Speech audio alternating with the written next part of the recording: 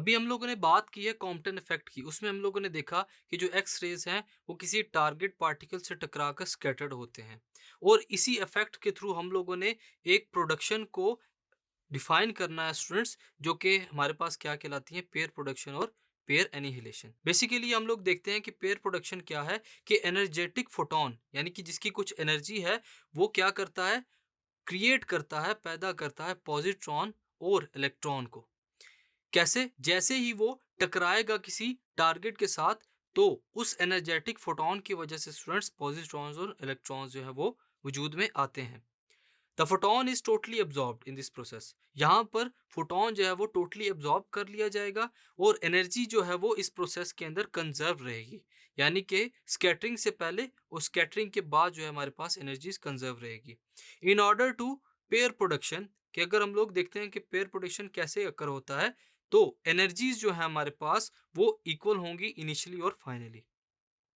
क्योंकि हमारे पास एक पेयर बन रहा है स्टूडेंट्स, तो एनर्जी ऑफ फोटोन जो है वो किसके इक्वल होगी, addition of sum of electron और पॉजिट्रॉन की एनर्जीज के। जो टोटल एनर्जी है पार्टिकल की स्टूडेंट्स, जिसका मास m है पार्टिकल का, is equal to the sum of kinetic energies and its rest mass energies. यानी कि जो मास है हमारे पास, उसी के काइनेटिक एनर्जीज और रेस्ट मास एनर्जीज के सम के इक्वल है टोटल एनर्जी।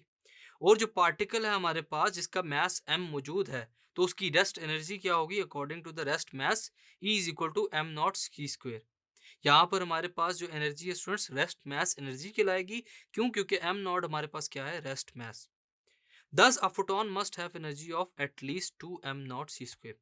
तो जो पेयर प्रोडक्शन है हमारे पास, उसको अक्कर होने के लिए क्या होगा स्टूडेंट्स, जो फोटोन जो टारगेट हो रहा है, जो जाकर टकरा रहा है, जिसकी वजह से पॉजिट्रॉन और इलेक्ट्रॉन्स एक्सट्रैक्ट होंगे स्टूडेंट्स, उसकी एनर्जी कितनी होनी चाहिए, 2m0 c²। इसको हम लोग लिख लेते हैं कि जो फोटोन है उसको कितनी एनर्जी रिक्वायर्ड होगी, 2m0 c² की। इस वजह से वो इजीली क्या क्रिएट कर सकेगा स्टूडेंट्स, इलेक्ट्रॉन पॉजिट्रॉन पेयर को। अगर हम लोग देखते हैं कि फोटोन की एनर्जी 2m0 c² से ग्रेटर हो जाती है, यानी कि एनर्जी एक्सेस कर जाती है इस रिक्वायर्ड वैल्यू से, तो क्या होगा, काइनेटिक एनर्जी ऑफ इलेक्ट्रॉन और पॉजिट्रॉन जो है वो बढ़ जाएगी।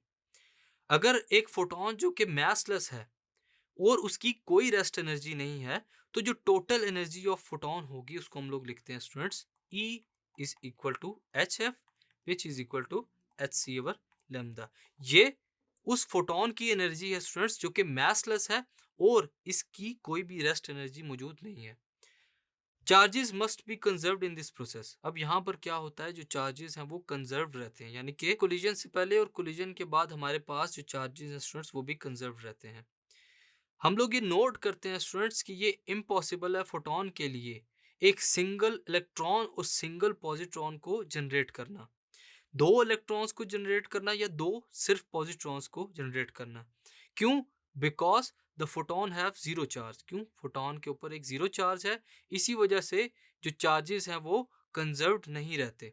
यानी कि अब हमारे पास फोटोन के पास तो कोई चार्ज नहीं है, इसी वजह से आफ्टर कोलिजन वो एक पेयर बना सकता है इलेक्ट्रॉन और पॉजिट्रॉन का। ना वो अकेले इलेक्ट्रॉन को पैदा कर सकता है और ना ही पॉजिट्रॉन को पैदा कर सकता है।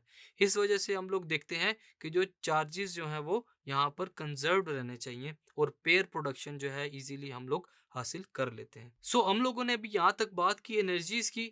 अब हम लोग देखते हैं कि जो मोमेंटम है स्टूडेंट्स, वो भी इसी पेयर प्रोडक्शन के अंदर कंजर्व रहता है। अगर हम लोग बात करें मोमेंटम की, तो मोमेंटम जो कंजर्व होगा हमारे पास वो क्या होगा, H F over C which is equal to M V E, यानी कि electron, plus M V E यानी कि पॉजिट्रॉन।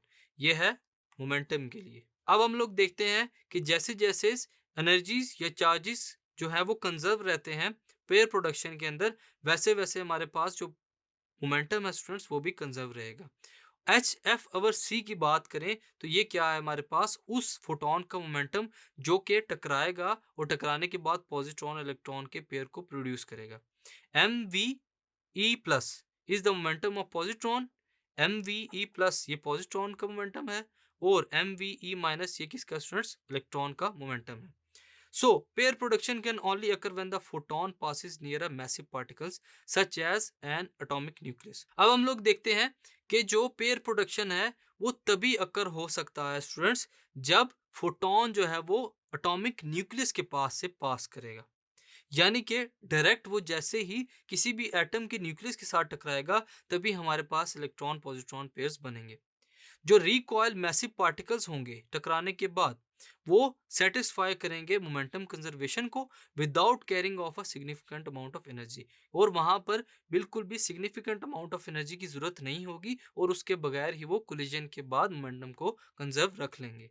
तो यहाँ पर जो हमारी एजम्पशन है स्टूडेंट्स एनर्जी के बारे में, जो कि फोटोन की एनर्जी है, वो कहाँ जाती है? इलेक्ट्रॉन पॉजिट्रॉन पेयर की तरफ, जो कि एक गुड अप्रोक्सीमेशन है क्या पैदा करने के लिए? इलेक्ट्रॉन पॉजिट्रॉन पेयर को। सो स्टूडेंट्स ये है हमारे पास पेयर प्रोडक्शन, जिसमें हम लोगों ने देखा कि चार्जेस भी कंजर्व रहते हैं, मोमेंटम भी कंजर्व रहता है, और कोलिजन के बाद हमारे पास जो पेयर है किसका? इलेक्ट्रॉन पॉजिट्रॉन का, इजीली हासिल किया जा सकता है जैसे ही टारगेटेड फोटोन जो है वो किसी न्यूक्लियस के से टकरा कर इलेक्ट्रॉन पॉजिट्रॉन को जन्म देता है। Thank you.